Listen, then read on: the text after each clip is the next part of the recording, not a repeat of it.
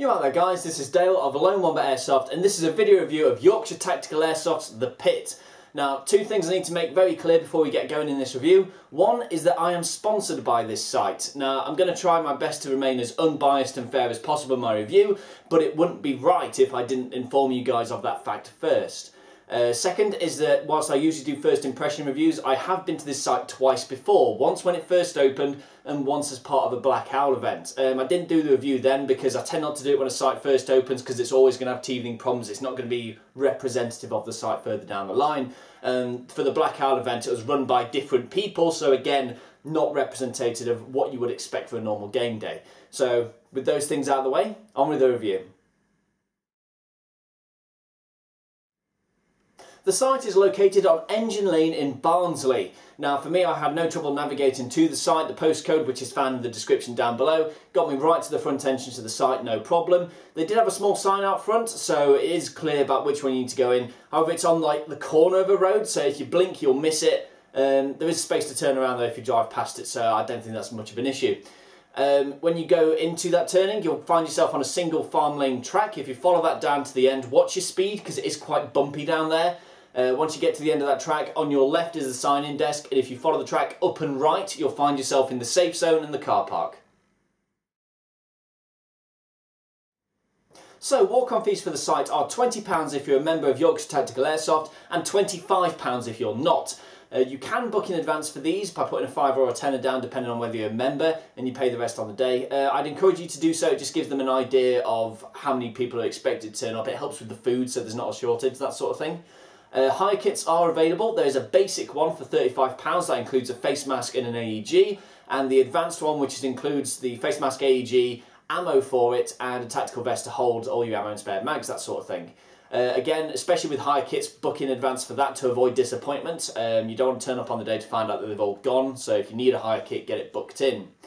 It should be noted as well that lunch is not included as part of your walk-on fee. You'll need anywhere between £2 to £4, £5 just to get your lunch for that if you want something hot from the site. There's plenty of different options available, which is why it's not included, because there's different price tiers depending on what you want. On the day that we went though, food was served up a little late, like we just got off the game zone and they're only just starting to put it on, so we had to wait a bit for there, and even then they'd only call people up based on the ticket number they gave you and what you ordered as it was ready, so a little minor point there. Other facilities on the site includes a stationary caravan that serves as dedicated bathrooms, which is a step up from the usual portaloos in my eyes. There was a store on site as well, so ASP UK comes down and they put a fair amount of their inventory on some tables, so gas, grenades, ammo, that sort of thing, but also things like foregrips, eye protection and AEGs if you fancy picking one up, so definitely a decent stock site is on site as well. The safe zone itself is a touch on the small side, but they do have plans to expand it going in the future, and there's fair amounts of seating room. It's all covered as well, so rain isn't a problem. It's slightly open from the sides, but it's got enough on the top side so you won't have to worry about your kit getting wet. With the chrono test, chrono limits are 350 FPS for AEGs, 450 for DMRs that must be locked to semi-auto, and 500 for bolt-action sniper rifles. Now, two things I really liked about this. One is that they give you the tags if you pass the chrono test. I really think all sites everywhere should adopt this. But also the fact is that in order to get into the gaming zone, they ferry you through the chrono test. So there's no escaping it. You have to go through it and you have to take it. So top marks for there. So what were the staff on site like then during the day? Well, the morning safety brief wasn't the shortest one ever, but they tried to inject a little bit of humour in it just to keep everyone's attention up. But they're really quite good at just quieting down people in their conversation so they could just read out the brief and make sure everyone heard it.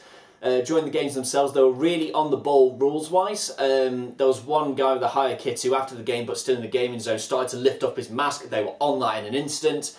They're always checking the guns to make sure that mags are clear and there's no BBs left in the chamber before going back in the safe zone.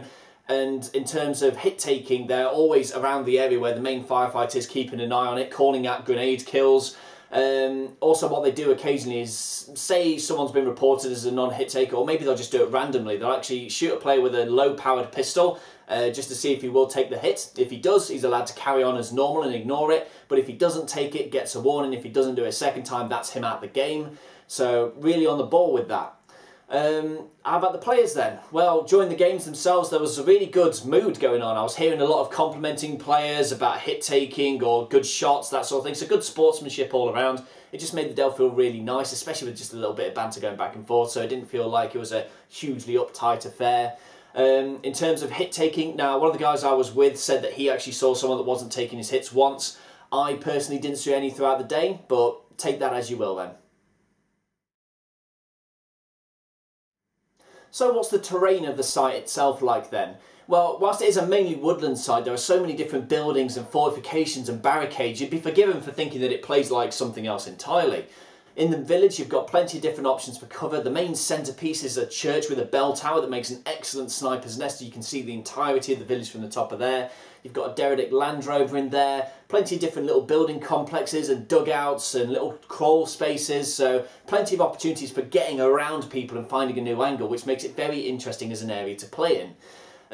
Whilst we went in the height of summer and so all the greenery was really up, there was a lot of long sight lines over the site, so it really favoured the people with long range guns, as even though there's a lot of greenery, you do have a lot of area to get a decent long range kill on.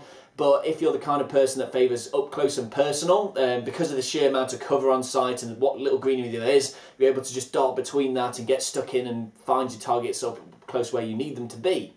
They also have another building complex called the FOB, or the Forward Operating Base. That's basically like a giant canvas circle, little tent thing, but it also has a watchtower. Now, it's on its own, surrounded in the thickest part of the woodland, so it's easy to creep up on it, but if you're in the watchtower bit, yes, you're a bit open to the side, so you are not an impregnable target, but you get a commanding view over the forest, so you can see people coming in from miles away and call it out to your teammates. That's a very distinct and very fun area to fight in. So I think that there's a lot of different room for various playstyles throughout the site. Yes, these long sightlines favour long guns, but the terrain also favours the close range and personal. Now, whilst it is on a long sweeping hill for the most part, I wouldn't call it a physically demanding site, like somewhere like Black Dagger or the East Midlands Airsoft Club, for example. Like, it's not a steep hill, it's just there. So it's not going to leave you out of breath when you're running up and down it. And you will be running because the forest floor is very clear of debris and detritus, so plenty of opportunities for getting around your target and making interesting flanking manoeuvres. So what game types were on offer throughout the day? Well, we started the day off with a really long game of Hardpoint, where the objective was a van that would drive around the site and stop periodically and become open for capture. When it was open, the teams would have to rush in, get a guy with a hand on the van, and after a 10-minute period, that would count as captured. It would then move off somewhere else where it would become open again, rinse, repeat until whichever team had the most points. I think the final score was 3-2, whichever one then would win. Now, I really think this game worked for a couple of reasons. First was the fact that the point is moving throughout the map the entire time, and it's very visually obvious about where the point is. Even though there was a team on the objective when it started moving, they weren't allowed to actively chase it until it stopped and then reopened. So that just stopped one team hogging it the entire time. So it meant the possession of the van would change hands very frequently throughout the game. It also allowed you to see the entirety of the site because it was moving around various points, and even if it was a bit of the site you'd just come from, you were going in a different direction, so you're experiencing it from a different angle, and that just kept the whole thing fresh. And so I really enjoyed this game type. I thought it was really fun to play in. The next two were a simple base defence. Defenders were set up in the FOB. They had one self-medic and then they were out of the game. In order to give this self-medic, what really made it work though is that they had to remove their team armband and give it to a marshal. Then they were on their last life, and then when they were hit, they were out. Why I really like that is because it stops people from claiming they have more lives left than they actually do. So it's really easy for the marshals to keep track of who is still in the game. From the attacker's perspective as well, you're on unlimited regen, so you can just win it by attrition. But you have to be careful approaching it. You can ensnare the base entirely and come from all different angles. But you have to creep through the undergrowth in order to get the proper position. But it's not an impossible target to take. There is always one defender exposed to one angle in the FOB at all times. It is far from impregnable. You just have to find those angles. And once the attackers got right up to the walls, the defenders would have no idea they were there until they peeked the corner, and then they might be taken out. So it was a really intense game, especially when it gets to like the last 3 or 4 defenders. And the attackers didn't even need to eliminate all the defenders to win. There was a plunger connected to explosive in there. They had to get in, declare that yes, we're detonating it, bang, that was the game over. So points for immersion there, absolutely. So I really enjoyed that one as well. The next two games we played was a simple fallback game. So defenders would have 3 locations they'd have to defend. When they were shot at one, they'd fall back to the next, and then remove from the game. Whilst I'm in general starting to get a bit tired of this game type, just because I see it at every site I go to these days, this one worked because of 2 distinct reasons. One was the fact that there were very clear defined lines of where the attackers had to advance through. It was up the main road, so there were checkpoints and barricades to use to cover, but the attackers weren't allowed to just spread out and go around for miles and just get lost in the shrubbery. You were forced to get there. If you wanted cover and to not get hit, you had to push. So that really helped the flow of the game. One thing that also helped is the fact that the respawn point for the attackers moved with them, so they weren't having to jog a mile back to the respawn point to get back in the game. Hello, Camp Nomad. So good to see that that was actually part of the game. It helped get the flow going for it. As I say, getting tired of the game type because I see it everywhere, but this made it work, so I still enjoyed it regardless. Now, there were more games on through the day, but unfortunately we didn't get a chance to see them. This is because I started to have gun troubles and the heat was killing us a little bit. It was stupid hot on the day, so we had to call it early, but I had fun with the games that we had and I'm looking forward to going back.